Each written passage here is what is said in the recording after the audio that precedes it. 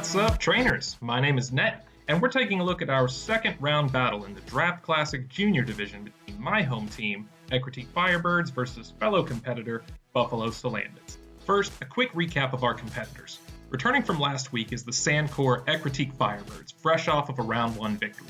The strength of this team was on full display in the previous match, with Excadrill sweeping up 5 knockouts in the last game. The Buffalo Salandits, right out of the gate, have 2 of the most terrifying offensive Goliaths in Pokemon. The Dragon-type Haxorus boasts high speed and physical offense with a move pool so wide there is very little that doesn't expect a super effective hit from this Pokemon. Galarian Darmanitan possesses the highest ceiling for physical offense on the Salandits team, with Icicle Crash threatening a flinch on anything that might survive a direct hit. Additional threats like Mega Blastoise, Donphan, Sylveon round out a powerful suite of attackers. On defense is a familiar wall in the Flying Steel-type Corviknight, the ever-mutable Mew, Alolan Muck to threaten Knockoff, and Shuckle, God himself. The potential for being quickly overrun by this team was made very evident in Salandits' last round 1 victory, which saw Dragon Dance-boosted Haxorus tear through several Pokemon. Hoping to maintain a clean record in at least 2 back-to-back weeks, the Ecruteak Firebirds needed to use every lesson learned in the previous match and shake up the approach to handling threats. With nerves under control, we could look at the matchup with much more focus and develop a clean strategy for navigating this team to victory in Week 2. Let's take a look at the picks. Excadrill remained for the most part unchanged since the previous round, with the only notable change in his move pool being the inclusion of Shadow Claw with the possibility of having to deal with Galarian Corsola. The EV spread had to be adjusted in this game to compensate for some truly fast Choice Scarf users, potentially threatening to outspeed them all if I wasn't ready for it. A Life Orb found itself onto Excadrill again this week. Stoutland, like its partner Excadrill, stayed mostly the same due to a few changes in what super effective damage needed to be dished out. Fire Fang, Superpower, Play Rough, and Retaliate were available to choose from on this Choice Banded set, with Play Rough being chosen over Ice Fang to deal with Haxorus and perform neutrally on more Pokemon. Tyranitar was planned to play much more of an active role in this battle to handle defensive threats like Corviknight and Donphan. Special Tyranitar made a return appearance this week, holding on to its moveset from last week, Ice Beam, Flamethrower, Stealth Rocks, and Protect. During planning, Dark Pulse was featured here, hoping to threaten Mew with super effective damage, but this was decided against in the last minute and dropped for Protect, to lock Galarian Darmanitan into a more manageable move for my defense. Shukaberry was given to Tyranitar for much of the planning phase, but the benefit of additional sand turns via Smooth Rock outweighed the ability to survive switching into Inner Void. Tapu Fini would return this week with triple the importance to the success of this team, being able to resist the majority of the Salandits' offense through its own high base defenses and typing, as well as the misty terrain it brings with it to block negative status from being flung at it. Its set remained unchanged from the previous week, bringing once again Moonblast, Surf, Taunt, and Default. The survival of this Pokemon was imperative to cycling in my offense at the right moments and push back the overwhelming offense of the Salandits headliners. Taunt was once again brought specifically to deal with Skarmory's angrier older brother Corviknight. Rotom Wash made its debut appearance this week, sharing some typing advantage with its partner Tapu Fini, while threatening super effective Volt Switches against Mega Blastoise and Corviknight. Hydro Pump, Toxic, and Reflect made up the remainder of its set, designed to deal with meteor threats like Corsola, Donphan, Shuckle, and Sylveon by inflicting toxic poison while dodging earthquakes and taking hits. A leftovers helped this little washing machine stay in the game longer. Lastly, another debut appearance by the powerful Vikavolt filled our 6th slot. Vikavolt possessed all the key features this defensive core needed to accomplish its mission of whittling the opponent down before taking control of the momentum and slamming down a powerful Sand Sweep. Levitate granted a vital immunity to ground attacks, no doubt brought to defeat Tyranitar and Excadrill. Its natural bulk and high defense gave it the strength to tank Haxorus' entire suite of attacks for pivotal turns in offense. Volt Switch created strong synergy with Rotom Wash, designed to eliminate Mega Blastoise or Corviknight in a tag team attack. Energy Ball was brought to give Donphan a surprise. Roost and Sticky Webs completed the bug set to give it some utility and staying power. The item of choice were a pair of heavy-duty boots to avoid massive chip damage a potential Stealth Rock could threaten. The plan this round was to cycle defense in a way that kept Haxorus, Darmanitan, and Mega Blastoise in check until Corviknight, Mew, Shuckle, Donphan, and Corsola could be dealt with. Once the walls were removed, we could make our push. With the team set and battle plan in mind, we head out onto the green.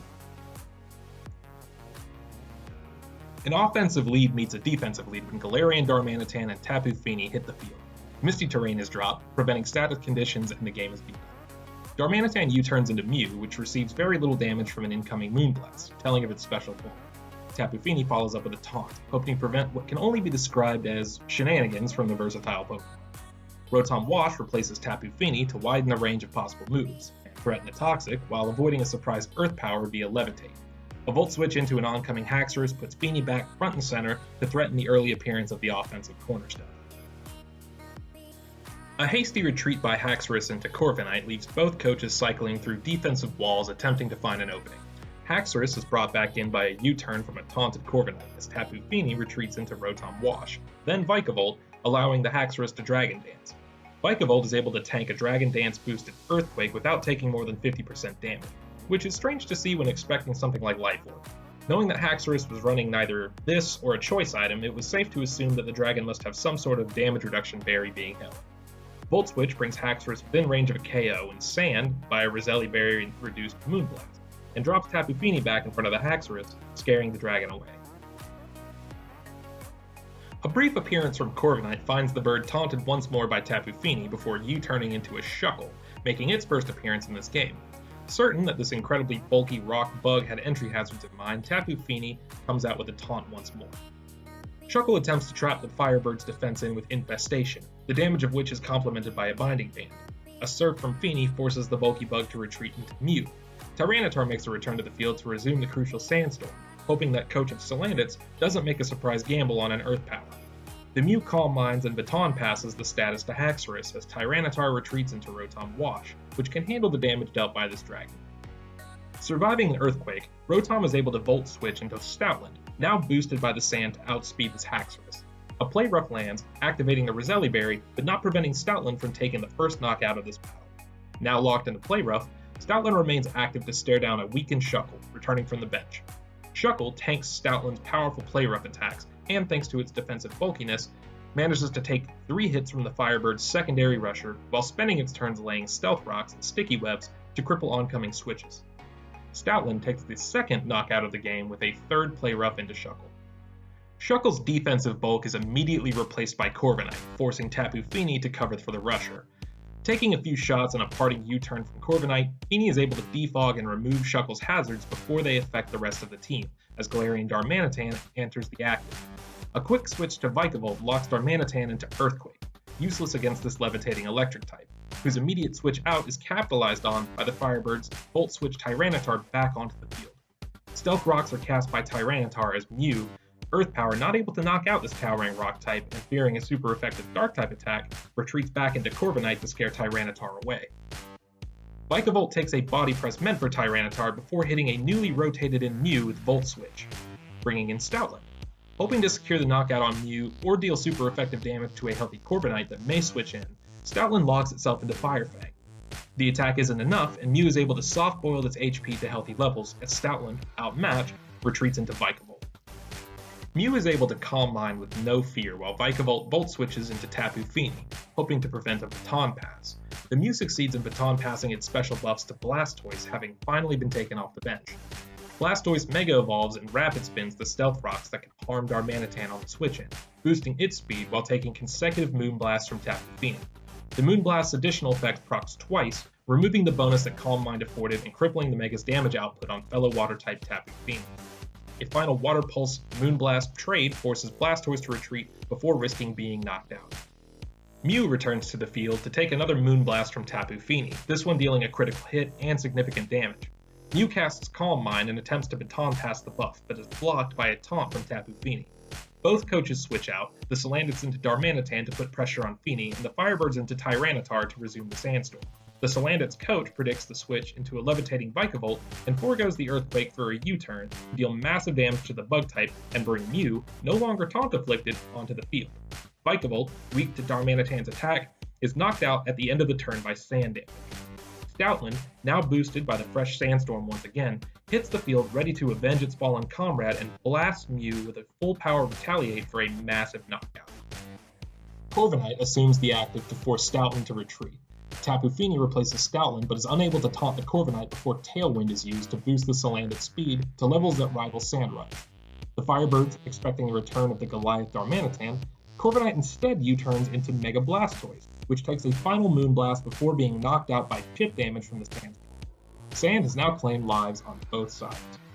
Darmanitan arrives, and, hoping to catch the powerful attacker locked into Earthquake, Tapu Fini retreats into Levitating Rotom Wash. Darmanitan launches a powerful Icicle Crash to knock out the pivotal Electric type, locking it into the move. Another Icicle Crash is launched and misses, giving Tapu Fini a free Moonblast into the Ice-type Pokemon. Another Icicle Crash, and another miss. Not one to stare Gift Mudsdale in the mouth, Tapu Fini cleans up the final member of the Salandits offense with a Moonblast. Corviknight, appropriately, is all that remains on the Buffalo Salandits team. Tyranitar is brought in for a brief showing of its flamethrower, but is swiftly knocked out by consecutive body presses. The following turns see a cycle of Stoutland chaining Fire Fang until eventually a burn is landed, negating Leftover's recovery at the end of each turn. The Rusher is unable to find the numbers to secure the knockout on Corviknight, whose Roost can outpace the damage.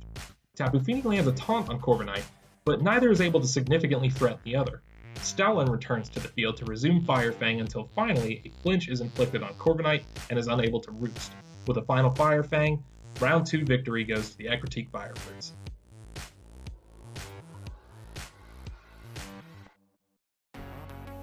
This was an incredibly enjoyable game for myself for the simple reason that I took no steps backwards. All the lessons learned in the previous game were brought into my performance in this one, and my play was much more thought out and calculated. The planning done before this match imagined as many worst-case scenarios as possible, and my courses of action throughout the battle stayed true to the overall plan to avoid unnecessary sacrifices and calculate strikes precisely. What threw a monkey wrench into the equation was Mew. That particular Pokemon's capacity to bring any type of build, any type of attack made it impossible to predict. What couldn't be allowed to happen is have this Pokemon transform into a threat like Excadrill. What instead happened was a Baton Pass build that seemed to be designed to create unstoppable blockers by stacking Calm Mind blocks. Clever, but the presence of Taunt on Tapu Fini was able to halt this plan to some degree. The defensive core of the Firebirds did exactly what it needed to do, and did it extremely well. Haxorus is an actual nightmare with a wide move pool and huge stats that threatens a 2-shot knockout onto Tapu Fini a la Poison Gem. Darmanitan has such strength that no defense can outlast it forever, therefore Levitating Rotom Wash and Vikavolt were essential to predicting earthquakes and pushing the gorilla back out of the active. Both having Volt Switch was extremely valuable when dealing with Blastoise or Corviknight, though those two situations unfortunately never presented themselves. Instead, Vikavolt was able to absorb significant punishment from Haxorus while chipping away large chunks of its health with Volt Switch. Rotom Wash played less of a role than anticipated, but did manage to throw down some Volt Switch damage when necessary. Unfortunately, Rotom had to be sacrificed to resist the onslaught of Darmanitan while Tailwind was active, and that sort of left a huge gap in defense for Corviknight's concern, having already lost Vikavolt to bring down troublesome Mew. Defense was the name of the game in this round 2 match, and I was incredibly proud of this core's ability to halt the build of momentum on my opponent's side. Moonblast hitting special attack reduction twice on Blastoise was a cherry on top of what was already a sure defeat for the bulky Turtle, but it does lend credit to the strength of Tapu Fini being able to wall damage, deal damage, and cripple damage all at the same time. Where I found some room for improvement was my offense. The knocking out of Corviknight could only be described as sloppy, and betting on the flinch or critical hit from Fire Fang eventually happening was no guaranteed success when pressure is sapping PP of the only viable move that I have. The fact that flinch happened sooner rather than later was pure luck. What disappoints me in this exchange is really the handling of Tyranitar. Not only was he brought in one turn too early, I was hoping to come in at the end of Sand to avoid granting increased special defense to Corviknight, but Flamethrower, even through Sandstorm, was enough to fix a sure defeat on Corviknight had I followed up with a taunt from Tapu Fini and not a hasty Fire Fang that failed to secure the kill. Regardless, the fact that Fire Fang possesses the ability to both burn and flinch makes it a worthy inclusion on Stoutland's set, and the strength of this diverse move pool showed itself multiple times. Second is another Stoutland-related flop that saw Mew being given the chance to return to full HP. With the versatile Pokemon on the ropes and staying in despite sitting with so little HP remaining, I made a push to knock it out with Stoutland instead of Excadrill, fearing the switch into Corviknight. This was another hasty move to make a knockout on a critical target made before running any sort of calculation, and the results were pretty evident. Stoutland, and me, would later be redeemed with a perfect retaliate to end Mew's reign of Baton Pass terror. Excadrill saw no play in this match, but apparently didn't need to. Regardless, Excadrill was played far too close to the chest. While a knockout would have been secured on Mew sooner, the presence of Corviknight on the bench ready to intercept the mole was enough of a wild factor to keep him in reserve until it was guaranteed nothing could interrupt his sweep. What I am proud of is my prioritization of handling threats, and making good predictions when bringing in my defensive core to handle the overwhelming power of Salandit's offense. The planning of Levitate, even in the face of Mold Breaker, was extremely beneficial to keeping defensive momentum going, and Haxorus opting to hold a Roselli Berry in lieu of a Life Orb or a Choice Band was an ideal situation for Rotom and Vikavolt. Identifying that held item early on when Vikavolt received less than anticipated damage from an Earthquake was practice well paid off. My congratulations goes out to the coach of the Buffalo Salandits, who played a wonderful game and kept me on the defensive for most of it. The roster of the Salandits is powerful and unpredictable. I look forward to seeing what kinds of Mew sets we'll see in the future rounds.